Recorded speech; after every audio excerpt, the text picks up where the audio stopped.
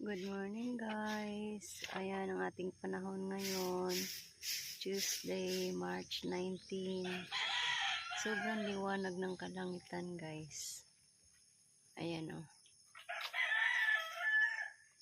Ang liwanag. Blue na blue.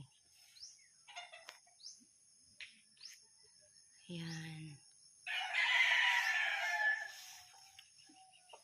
Ang ganda ng panahon guys.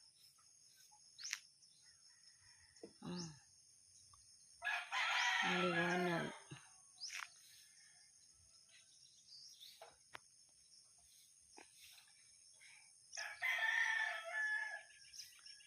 Ang sarap talaga pag nasa probinsya ka. Oh, diba? Aliwalas ang paligid.